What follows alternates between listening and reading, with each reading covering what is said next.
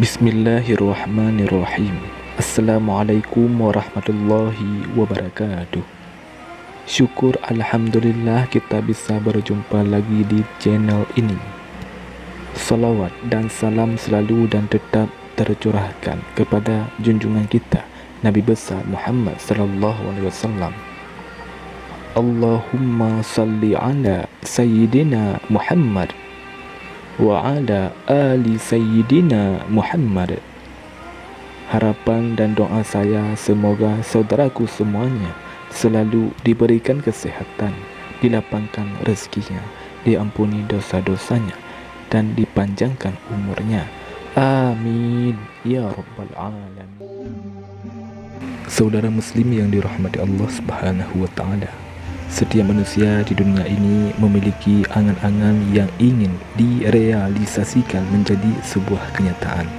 Kebanyakan angan-angan itu tertuju pada meraih jabatan tinggi, harta berlimpah, istri mempesona, rumah luas dengan fasilitas lengkap, dan berbagai kenikmatan dunia lainnya yang diimpikan banyak orang.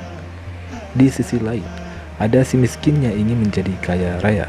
Ada si sakit yang ingin segera sembuh dari sakitnya dan bisa kembali menikmati dunia.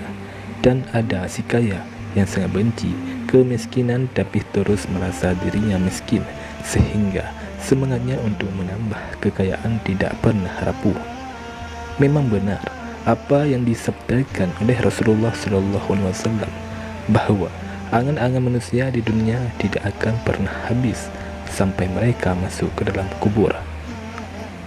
Seandainya seseorang memiliki satu lembah emas, niscaya dia ingin memiliki dua lembah emas lagi, dan tidak ada yang bisa memenuhi mulutnya kecuali debu. Tidak ada yang bisa menghentikan keinginannya kecuali kematian, dan Allah menerima taubat orang yang bertaubat. Namun bagaimanapun angan-angan di dunia ini, selama masih ada kesempatan maka masih bisa diusahakan dan masih ada kemungkinan menjadi sebuah kenyataan, yakni dengan melakukan sebab-sebab yang sudah ditetapkan oleh Allah Subhanahu wa taala. Saudara muslim yang dirahmati Allah Subhanahu wa taala, pada kesempatan ini saya mengajak jamaah untuk memiliki angan-angan dunia yang muluk-muluk, tapi saya hendak mengajak agar kita merenungi angan-angan sebahagian orang yang sudah tidak memiliki kesempatan lagi untuk merealisasikannya. Angan-angan mereka sudah terputuskan dari sebab mereka adalah orang-orang yang sudah meninggal dunia. Mungkin ada yang bertanya, apa yang menjadi angan-angan mereka setelah melihat kenikmatan atau siksaan Allah Subhanahu wa taala terpampang di mata mereka? Masihkah mereka menginginkan kenikmatan dunia yang telah banyak menyita perhatian manusia? Saudara muslim yang dirahmati Allah Subhanahu wa taala, orang-orang yang sudah meninggal dunia itu bermacam-macam, ada yang baik dan ada pula yang buruk, ada yang solih dan ada pula sebaliknya, ada yang ditangisi kematian oleh manusia dan ada pula yang diharapkan kematiannya. Masing-masing orang ini memiliki angan-angan yang berbeda. Lantas apa saja angan-angan atau keinginan bagi orang setelah meninggal dunia? Yang pertama, orang-orang soleh ingin segera dibawa ke kuburannya setelah meninggalnya. Disebutkan dalam Sahih Al-Bukhari dari hadis Abi Sa'id Al-Khudri radhiyallahu anhu, jika jenazah diletakkan lalu dibawa oleh para laki-laki di atas pundak mereka, maka jika jenazah tersebut termasuk orang soleh semasa hidupnya, maka dia berkata, bersegeralah kalian membawa aku. Jika ia bukan orang soleh, dia akan berkata, celakalah, kemana mereka hendak membawanya. Jeritan jenazah itu akan didengar oleh setiap makhluk kecuali manusia. Seandainya manusia bisa mendengarnya, tentu mereka akan pingsan. Yang kedua, orang-orang berdoa agar kiamat dipercepat. Disebutkan dalam hadis yang panjang yang dikeluarkan Imam Ahmad dalam musnadnya bahwa ketika seorang di dalam kubur bisa menjawab pertanyaan dua malaikat, kemudian datang kabar gembira dari Allah Subhanahu wa taala bahwa dia termasuk penghuni surga, maka hamba tersebut memohon agar hari kiamat dipercepat kedatangannya. Ini adalah angan-angan orang soleh setelah melihat tempatnya di surga, padahal hari kiamat adalah hari yang tersulit dan terberat bagi manusia. Ini sangat berbeda dengan kaum munafik dan orang-orang kafir. Mereka memohon kepada Allah Subhanahu wa Ta'ala agar hari kiamat tidak datang, padahal di alam kubur mereka mendapatkan siksa yang sangat pedih. Namun, karena mereka tahu bahwa siksa di neraka itu jauh lebih menyakitkan dan lebih pedih, sehingga mereka lebih memilih tetap disiksa di dalam kuburnya. Yang ketiga, angan-angan orang yang mati syahid.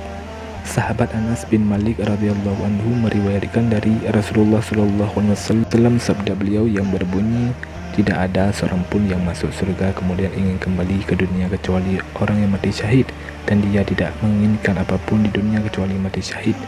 Dia berangan-angan untuk kembali ke dunia kemudian terbunuh sebanyak 10 kali. Ini disebabkan oleh kemuliaan keutamaan mati syahid yang dia saksikan.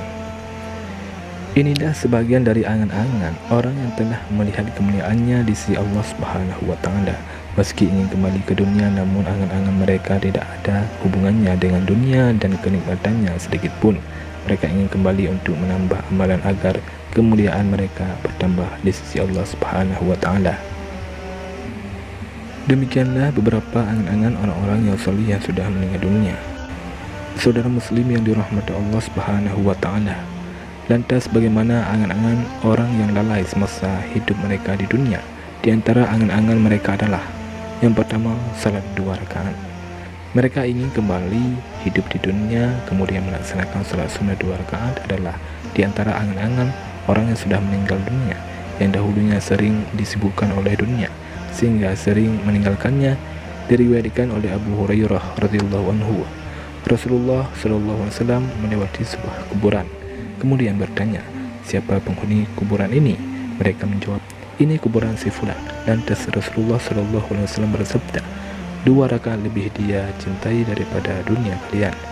Dalam riwayat lain disebutkan, salat sunnah 2 rakaat yang ringan yang kalian remehkan kemudian ditambahkan pada amalan orang ini lebih dia cintai daripada dunia kalian. Kedua, mengeluarkan sedekah.